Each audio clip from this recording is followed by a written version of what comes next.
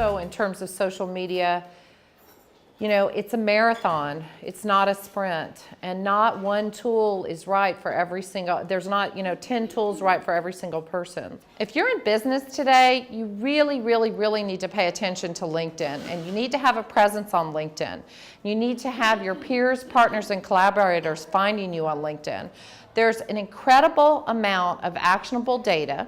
If you'll spend 3 times a week, 30 minutes a day, which is about what we spend drinking yet another cup of Starbucks or green tea, if you will spend that in front of your computer on LinkedIn, you'll be amazed at how quickly you can expand your base.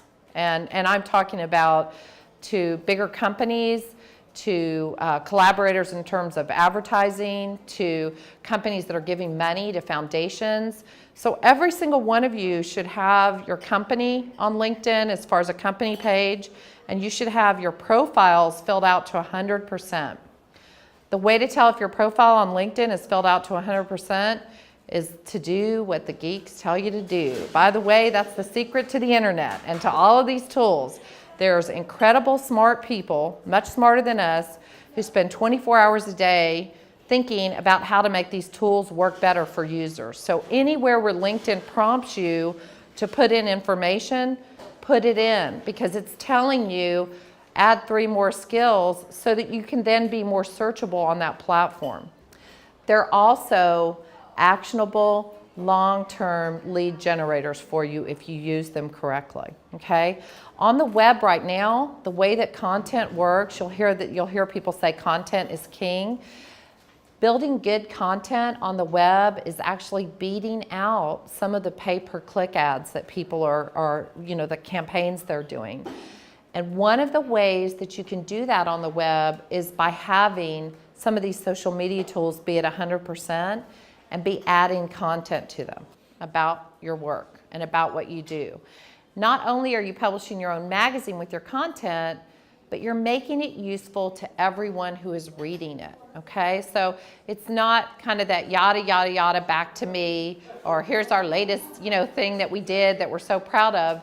It's more, how can I help you? What are the questions that you have? What are the ways, 3 tips we can give you that you might need to know about HR, or that you might need to know about cleaning? Did you know that you can use vinegar to clean instead of harsher chemicals? Things like that are what make you a trusted source. And the goal of using this content is be a trusted source. You'll hear a lot of social media gurus talk about transparency and authenticity and all of that. Those are kind of just words. What is really, really important is whatever content you're going to put out there, it needs to be vetted by you. It needs to have a strategy behind it. It needs to have a way to get people to your site. So even when you're using all these social media tools, where do we really want people ultimately to go? And that's our big basket. Our big basket is our website, or in my case, a blog site, okay? They're really interchangeable at this point. You can build your whole business website on WordPress and it's a blog site. Most of the major newspapers now are built on a blog platform. Huffington Post was on Blogger for a long time. New York Times is on WordPress. So the reason that they're doing that too is because search picks up content. So in the old days, you might have a website designer, keyword a bunch of your meta tags and put all that stuff in, and that's great. But what we're talking about is utilizing content in almost real time to answer people's questions. One of the things you can do with Facebook that I think is really fun is if you have a blog, always post on your notes function on Facebook the same blog post that you're doing on your blog, okay? Because sometimes what we forget about these tools is that if people are acclimated to going one place, they may not come to the other place. So you've got to strategize how you're going to get people to hop and skip to where you want them to be.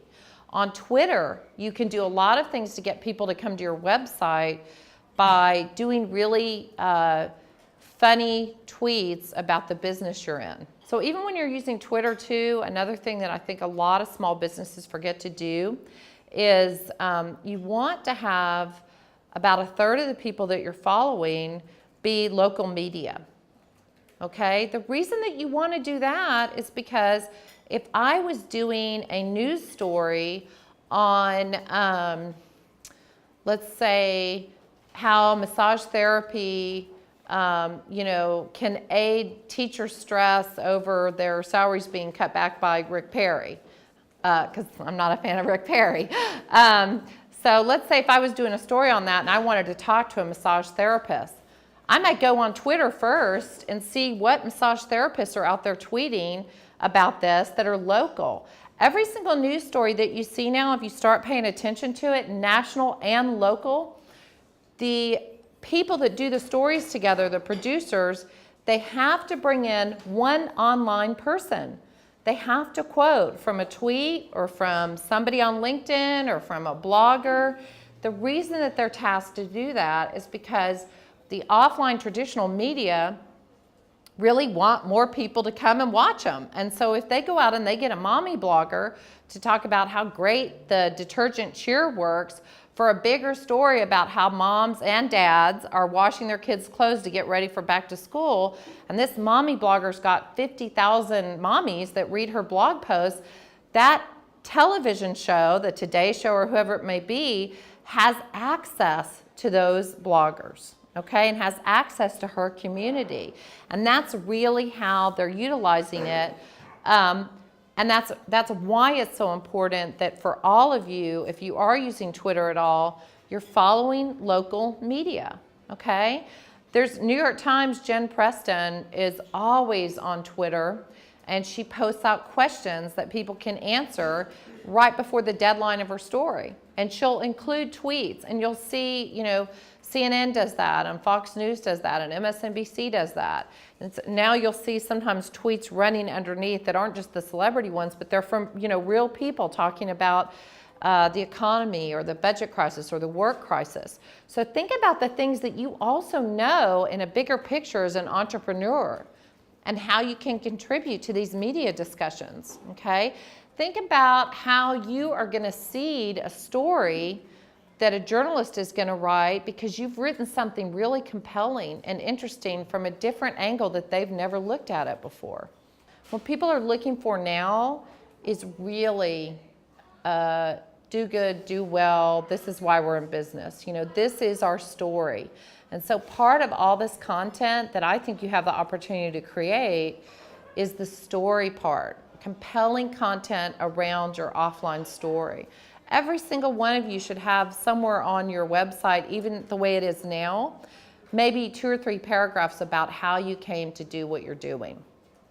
Look at all the stuff that you already have in your brochures, in your newsletters, that you give to clients, potential sales people, and look at how you can go through and highlight those with a pink highlighter down to little bitty tweets, okay? I bet every company here already has about 150 tweets that they could push out if they sat down with all the content collateral that they've already produced, okay? So you don't have to reinvent the content wheel to be successful at using these tools either. Sometimes the reason that people get overwhelmed is because they don't want to have to create all this content, but what I'm telling you is probably about 50% of the content that you'll use, you've already created.